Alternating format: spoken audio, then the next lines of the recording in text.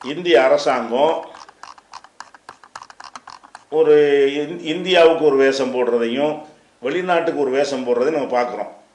உதாரணமாக இந்தியாவில் பெட்ரோல் விலை 100 ரூபாய்க்கு விற்றுச்சின்னு சொன்னால், இதே இந்தியா வந்து வெளிநாடுகளுக்கு 30 ரூபாய்க்கு ஏற்றுமதி பண்ணும். பெட்ரோலை 30 ரூபாய்க்கு வெளிநாடுகளுக்கு சப்ளை செய்யக்கூடிய இந்திய அரசாங்கம் உள்நாட்டு மக்கள்கிட்ட என்ன செய்யும், அந்த வரி, கலால் வரி, சுங்க வரி, இலவு வரின்னு போட்டு 100 ரூபா வரைக்கும் ஆக்கிட்டு போகிறது பார்க்குறோம்.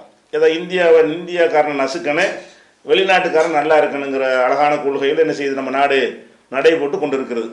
அந்த வகையில் இப்போ என்னஞ்சிருக்காங்கன்னு கேட்டால், இந்த கஞ்சாங்கிற பொருள் இருக்குல்ல, இந்த கஞ்சாண்டு ஒரு போதை பொருள், அது கல் சாராயத்தை விட மகா டேஞ்சரானது ஒரு கஞ்சாங்கிறது. அந்த மாதிரி உள்ளதை வந்து உலக நாடுகள்லாம் அது போதைப் பொருள்னு சொல்லி அதை தடுத்து வச்சுருந்தாங்க.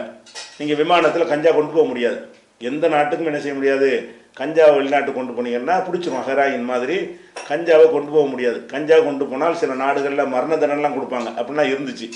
இப்போ என்ன செய்கிறாங்கன்னு கேட்டால், ஐக்கிய நாடுகள் சபை வந்து இந்த கஞ்சாவை நம்ம தடுக்கிற நியாயம் இல்லை, கஞ்சாவுக்கு மருந்தாகவும் பயன்படுது, அதனால் கஞ்சாவுடைய ஏற்றுமதி நம்ம தடுக்கக்கூடாதுன்னு சொல்லி அதை வந்து என்ன செய்கிறாங்கன்னா, இந்த போதைப் பொருள் மருந்துகள் ஆணையம்னு ஒன்று வச்சுருக்கிறாங்க.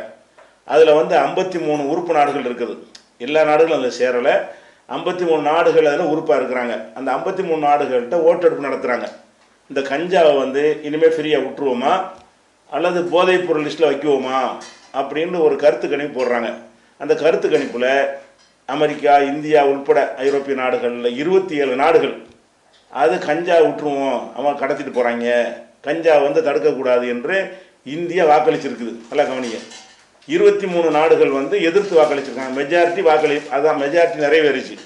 27 நாடுகள், மொத்தம் உள்ள 53 உறுப்பினர்களில் 27 நாடுகள் வந்து அந்த கஞ்சாவுக்கு போதைப் பொருள் இல்லை அது வந்து அப்படின்னு சொல்லிட்டாங்க. 25 நாடுகள் அதுக்கு எதிராக வாக்களிச்சிருக்கிறாங்க.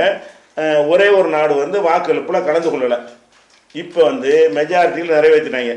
இப்போ என்ன உலகத்திலே சட்டம் என்னன்னு கேட்டால், நீ கஞ்சாலாம் என்ன செய்யலாம், ஈஸியாக இங்கேருந்து துபாய் கடத்தலாம், அபுதாபி கடத்தலாம், அந்த மாதிரி கொண்டு வந்துட்டாங்க. அப்படி கொண்டு வந்துட்டு இந்தியாவில் கஞ்சா வந்து தடை செய்யப்படலாம். எப்படி இந்தியாவில் கஞ்சா வந்து போதை பொருளாம், கஞ்சா வச்சிருந்தா, பயிரிட்டா, அதை விற்றா, அதை பயன்படுத்தினா எல்லாத்துக்குமே வழக்கு போடக்கூடிய சட்டத்தை வைத்திருக்கிறார்கள். இந்தியாவுக்கு இது செய்ய மாட்டாங்களாம். வெளிநாடுகளுக்கு என்ன செய்யறது, கஞ்சா கடத்துறது. அப்போ இங்கே செஞ்சாதானே கஞ்சா கடத்த முடியும், இங்கே கஞ்சா உற்பத்தி பண்ணால் தான் வெளிநாடுக்கு அனுப்ப முடியும். இந்தியாவுக்குள்ளே என்ன சட்டம் வச்சுருக்கிறாங்கன்னு கேட்டால், வந்து இந்த கஞ்சா வந்து பெரிய குற்றம், பயங்கரமான குற்றம்னு வச்சுக்கிறாங்க. எல்லாத்தையும் ரெட்டை நிலைப்பாடு, இந்தியாவுக்கு ஒன்று உலகத்துக்கு ஒன்று என்ன செய்கிறாங்க காட்டுறாங்க. ஒரு தகவலுக்கு இதை பதிவு பண்ணிக்கிறோம்.